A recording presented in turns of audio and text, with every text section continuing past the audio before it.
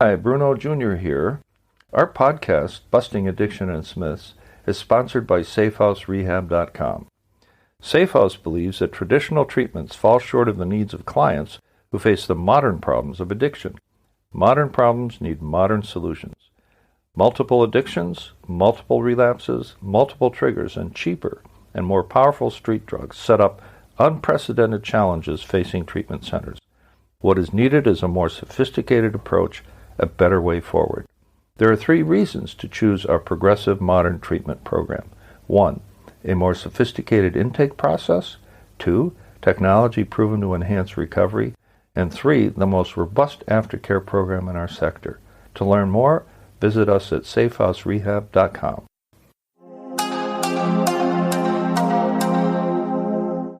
Episode 1, Season 9. I am a money drunk. How about you? One of the many blessings I have received over my many years of recovery is the realization that no matter how many addictions I may have, I am a worthy human being. So it is okay to say something like, I'm Bruno J. and I'm an alcoholic, or I'm Bruno J. and I'm a compulsive spender and debtor. Since my podcast is all about addiction and the myths that surround it, let's talk about one of the more destructive addictions out there, and that is unrestrained compulsive debting and spending. This affects not only alcoholics and addicts, but anyone really who is carrying a credit card. Turns out that alcoholics and addicts live chaotic lives, and most of us lived a life as if there were no consequences to all this irresponsible spending. There is hope, however, for those of us who struggle with the compulsion to spend by pulling out our credit cards willy-nilly. Since joining a 12-step group called Debtors Anonymous, I feel like the compulsion has greatly eased.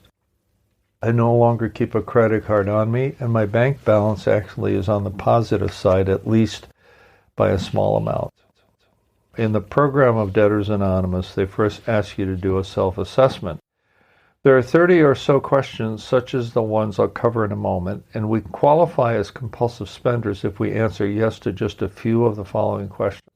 I won't list all of them, but there are just a few to make you stop and think and decide if you or your loved one might be a money drunk. So what is compulsive spending to start with? What follows comes from Debtors Anonymous literature, consisting of a summary of the truth surrounding compulsive spending. Compulsive spending can be explained as an action we take in response to the feeling of having to spend. Commonly, it is a need to spend in order to consciously or unconsciously avoid an uncomfortable feeling. When we spend despite a decision or desire not to, or spend to our own detriment, we are spending compulsively.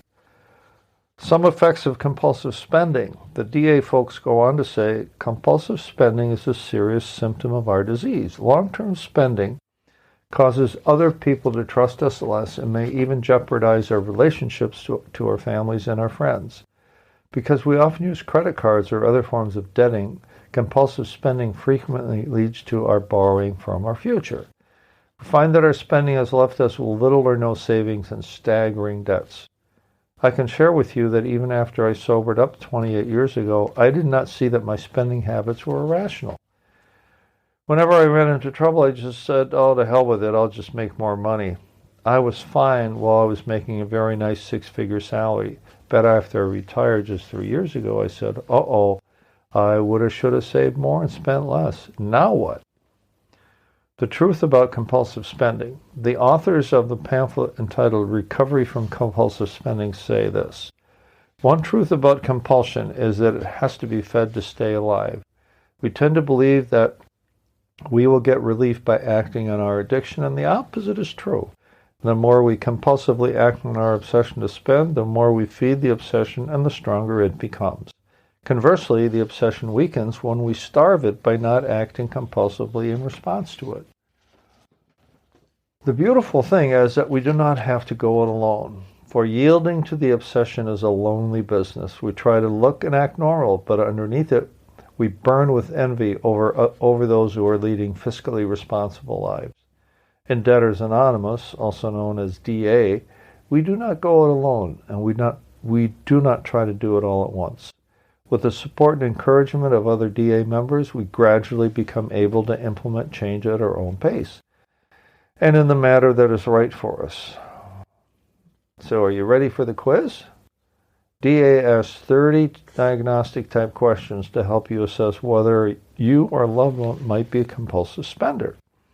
Answering just a few of the following questions with a yes may qualify you as a compulsive spender, at least according to the people who know all about it. So here's how DA puts it. Do you incur unsecured debt to make a purchase?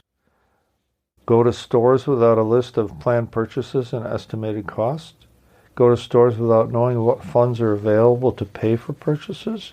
Make major decisions without considering the long-term financial impact? Spend money to please or impress other people? Feel regret, remorse, guilt, or shame after a purchase? Lack money to pay for the basics after purchasing less essential items? Have a family member who criticizes or worries about your spending? This is just an example list, but if you can say yes to just 3 questions, you may need to look at yourself a little more closely. If you worry about money, go back and ask yourself why that is. There is a plan.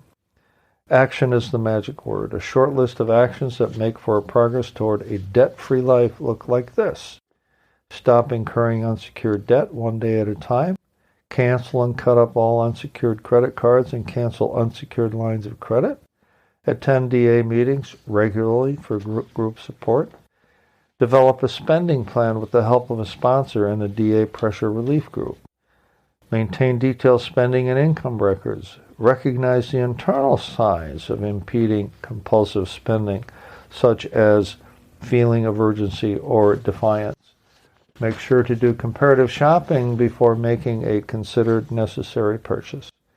Above all, start working the 12 steps of Debtors Anonymous with the help of a sponsor and DA. This is the end of Chapter 1 in our mini-series on debting and spending. In my next episode, we'll take a closer look at how compulsive spending and debting, and under-earning for that matter, have warped our thinking and made our world smaller. What we learn about compulsive debting and spending is that 1. Compulsive spending and debting go hand in hand. If we did not have a spending compulsion, the chances are that we would not use unsecured debt. 2. Most compulsive spenders and debtors use their behavior to hide from emotional realities and do not want to be held accountable. 3. To stop overspending and debting, we need to starve the compulsion lest it overtake us and make our lives miserable yet again. 4. Participating in the fellowship of Debtors Anonymous can save us the pain of the consequences of unrestrained spending and keep us from hurting those who love us and depend on us. And 5. The ultimate answer for those who have been saved from ourselves lies in working the 12 steps, one step and one day at a time.